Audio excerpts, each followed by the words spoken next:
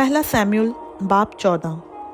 और एक दिन ऐसा हुआ कि साउल के बेटे योनातन ने उस जवान से जो उसका सिला बरदार था कहा कि आ हम फिलिस्तियों की चौकी को जो उस तरफ है चलें, पर उसने अपने बाप को न बताया।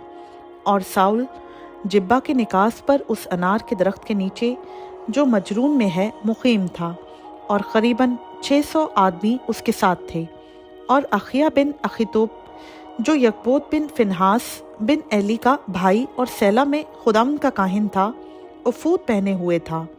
और लोगों को ये खबर ना थी कि योनातन चला गया है। और उन घाटियों के बीच जिनसे होकर योनातन फिलिस्तियों की चौकी को जाना चाहता था, एक तरफ एक बड़ी नुकीली चट्टान थी और दूसरी तरफ भी एक बड़ी नुकीली चट्टान थी। एक का नाम बूसीस था, दूसरी का सना। एक तो शुमाल की तरफ मिकमास के मुकाबिल और दूसरी जनूब की तरफ जिब्बा के मुकाबिल थी। सो योनातन ने उस जवान से जो उसका सिला बरदार था कहा, आ हम उधर उन नामख्तूनों की चौकी को चलें, मुमकिन है कि खुदावंद हमारा काम बना दे, क्योंकि खुदावंद के लिए बहुतों या थोड़ों के जरिए से बचाने की कैद नहीं। उसके सिला बरदार ने उससे कहा, जो कुछ तेरे दिल में है सो कर और उधर चल, मैं तो तेरी मर्जी के मुताबिक तेरे साथ हूँ। तब योनातन ने कहा, देख हम उन लोगों के पास इस तरफ जाएंगे और अपने को उनको दिखाएंगे। अगर वो हमसे ये कहें कि हमारे आने तक ठहरो, तो हम अपनी जगह चुपचाप खड़े रहेंगे और उनके पास नहीं जाएंगे। पर अगर वो यूं कहें कि हमारे पास तो आओ, तो हम चढ़ जाएंगे, क्योंकि खुदावंद ने उनको हमारे हाथ में कर दिया और ये हमारे लिए निशान होगा। फिर इन दोनों ने अपने आप को फिलिस्तियों की चौकी के सिपाहियों को दिखाया। और फिलिस्ती कहने लगे, देखो ये इब्रानी उन सुराखों में से जहां वो छुप गए थे बाहर निकले आते हैं। और चौकी के सिपाहियों ने योनातन और उसके सिलाबरदार से कहा, हमारे पास आओ तो सही, हम तुमको एक चीज़ दिखाएं। सो योनातन ने अपने सिलाबरदार से कहा, अब मेरे पीछे पीछे चला, क्योंकि खुदावंद ने उनको इसराइल के हाथ में कर दिया है। और योनातन अपने हाथों और पाँवों के बल चढ़ गया और उसके पीछे पीछे उसका सिलाबरदार था। और वो योनातन के सामने गिरते गए और उसका सिलाबरदार उसके पीछे पीछे उनको कत्ल करता गया। ये पहली खूनरेजी जो योनातन और उसके सिलाबरदार ने की करीबन 20 आदमियों की थी, जो कोई एक भेग जमीन की रेघारी में मारे गए।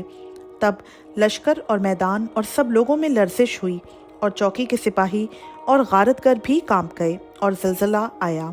सो नहायत शदीद कपकपी हुई। और साउल के निगहबानों ने जो बन्यामीन के जिब्बा में थे नजर की और देखा कि भीड़ घटती जाती है और लोग इधर उधर जा रहे हैं। तब साउल ने उन लोगों से जो उसके साथ थे कहा, शुमार करके देखो कि हम में से कौन चला गया है। सो उन्होंने शुमार किया तो देखो योनातन और उसका सिलाबरदार गायब थे।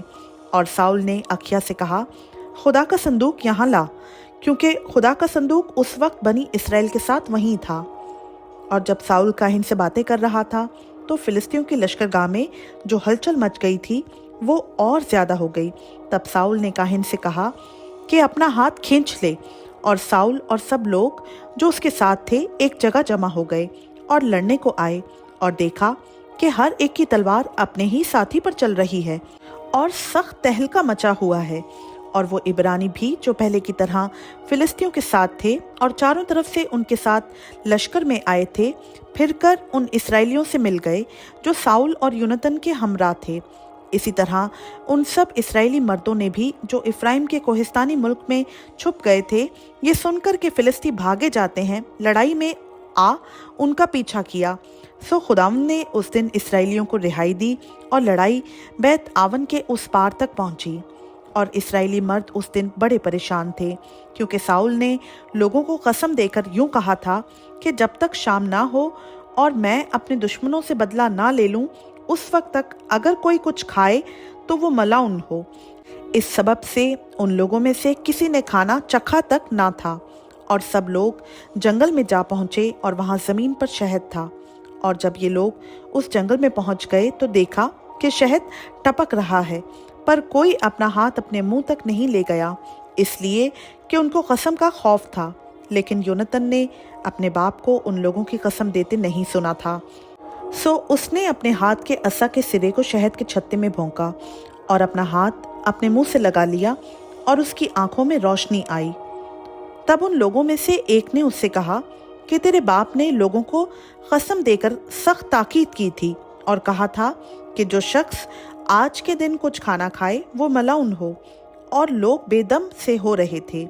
तब योनातान ने कहा कि मेरे बाप ने मुल्क को दुख दिया है।